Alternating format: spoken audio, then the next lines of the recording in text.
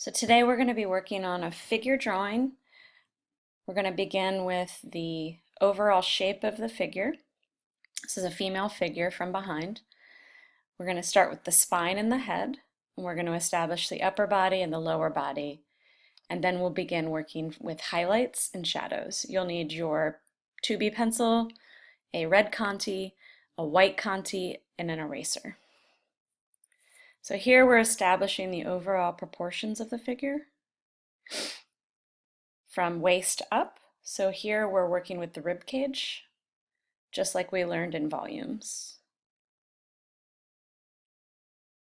So we're looking from the back of the spine, the back of the rib cage, and I'm using the spine, the S curve of the spine, to build the upper and lower body parts together. So here we're working with the pelvis, and we're essentially working on the skeletal aspect of the figure first. Remember to keep that space between the spine and the pelvis minimal. I see a lot of people extending that space. Once your primary figure is established, you can begin darkening and establishing the appendages, right? So here we're putting the shoulder joints in, the ball joints for the shoulders, and just slowly taking the value up.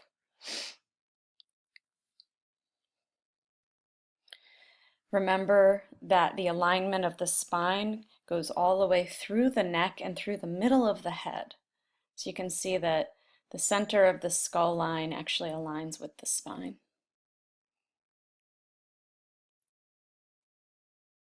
Now we're establishing the scapula. So we're looking at the back of the figure and really concentrating on the skeletal form first.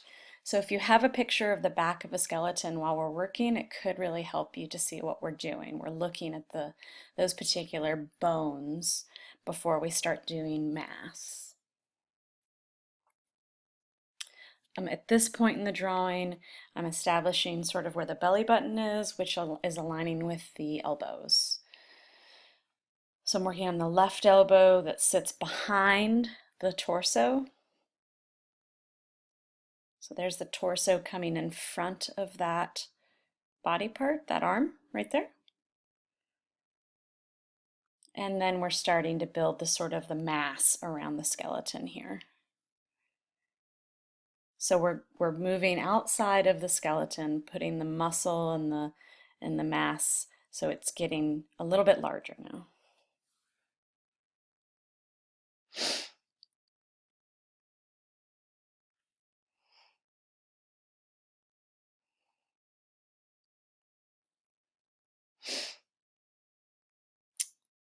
Here I'm starting to deal with the volumes of the arm, so I'm kind of looking for the cylinder of the upper arm.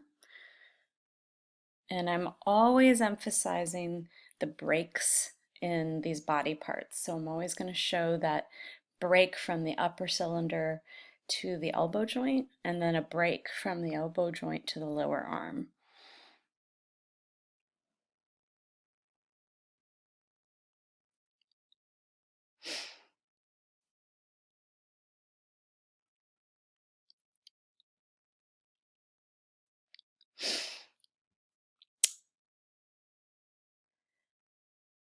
Notice that the darkest values are often associated with protrusions of the skeletal part of the figure. So in the elbow, the bone is really protruding, and therefore I'm using darker values to establish that strong and sort of strong shadow and highlight. Here I'm establishing the hand. So I like to break the hand into three parts. The thumb is the primary right there. The palm is what I just drew. And now I'm establishing the four fingers as a single shape. So I'm just drawing the silhouette of those four fingers first. There it is. And with those three portions of the hand is pretty much done. Come outside your pelvis bone a little here. And now we're establishing just a small amount of the leg showing on each side.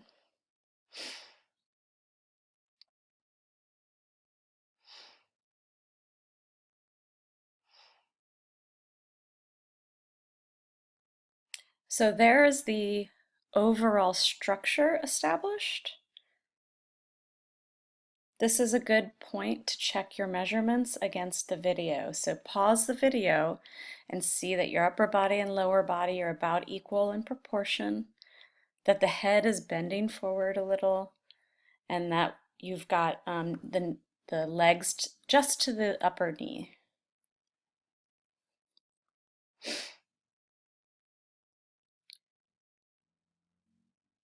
Once your proportions are established, now I'm establishing some values, some stronger contours, some stronger edge, and I'm concentrating more on shadow shapes. So at this point in the drawing, I'm establishing that shadow under the chin that falls behind the neck, and then I'm beginning to kind of build the hair shape as it crosses over the face. But I'm really concentrating on shadow shapes and chunking out the shapes of the hair. So we're not interested in real tight detail yet.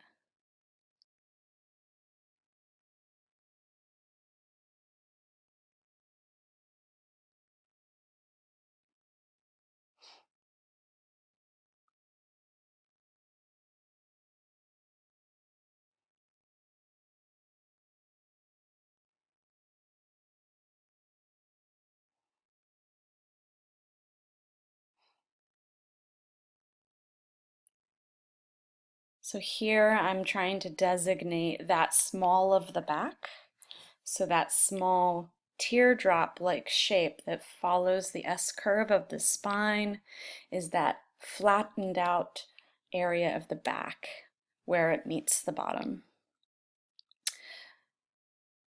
I'm also just clarifying shapes where they meet one another. So I'm using dark value to establish either strong edge or one part of the body overlapping another. Now we'll be moving to the conte, which you can use the conte pencil or the conte block. Our method that we learned in intersection of establishing very strong pressure and dark use of this in those intersections is a great way to work, and then using your finger to blend it out. So although I'm putting it on strong, it's in order to blend this and soften this out. So I am only dealing with shadow play here.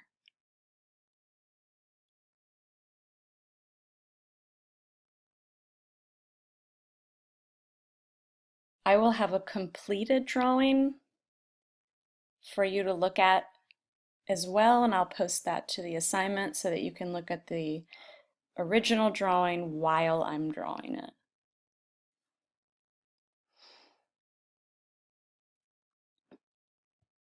Here I'm establishing just strong shadows, so I am laying on the conte fairly heavily with strong pressure in order to have more material to pull around and then soften. Here I'm doing the underplane of the hair.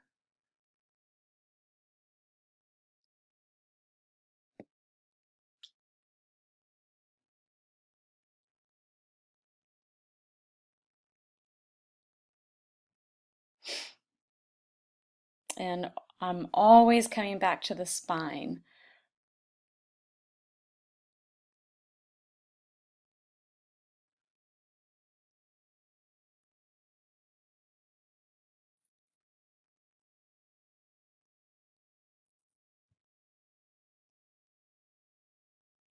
Make sure that you're smudging out the conte.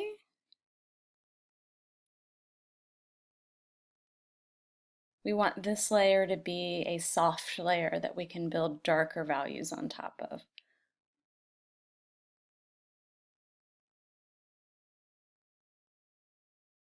You can use your blending stumps for this, your finger, or you can use a like a cotton rag. Do notice that the cross contour of the body is important.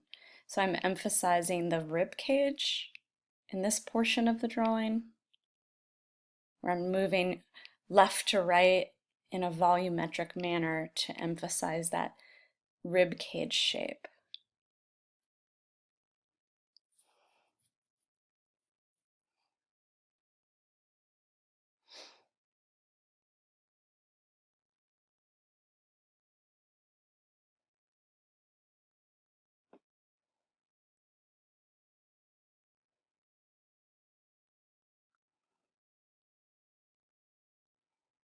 I am really putting the pressure on some of these edges in order to pull that value into the body.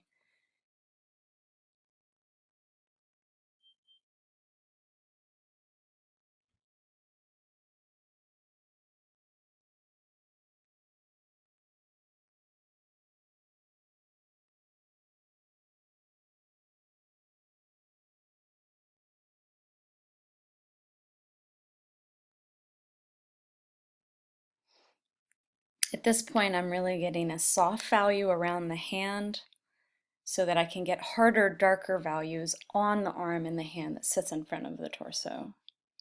So don't overdo the lower back, because we're going to try to pull that arm value-wise in front of the torso. Once again, we're really establishing dark values where bone meets body. So the elbow is a very strong protrusion, so I put a lot of value there. The core shadow I put on very strong so that I can blend it out with my finger. Yep.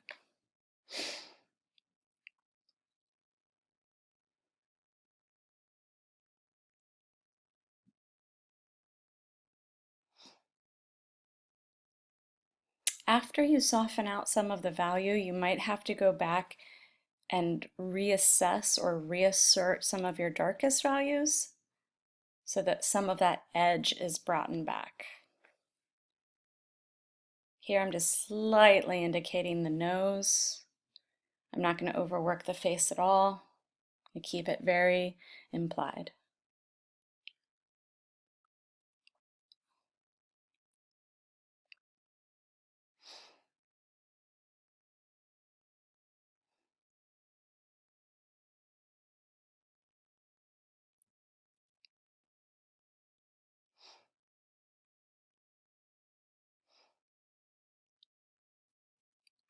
Once again, I'm working the shadows around the hand, so I'm keeping that edge nice and clean up to the edge of the hand, the palm and the thumb.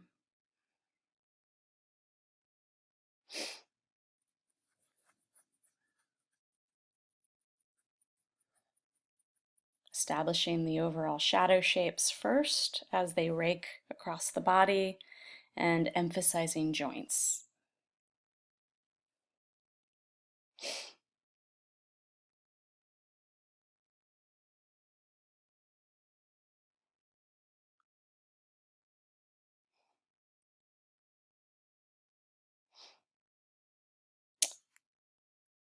The last element here with the red we're going to do is the hand, and I'm really putting pressure on, and I'm keeping hard edge and defining those three major joints. So I'm defining the thumb unit, the palm, and then the four fingers is a single unit. I'm not very interested in defining all four fingers.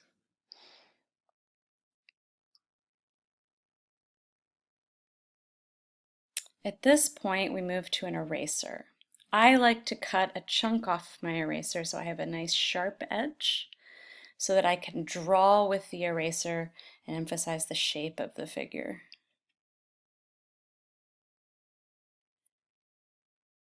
Now we're working on a toned piece of paper, so this is not a bright white, which is going to allow the conte to really show up on it. Any toned paper will work. This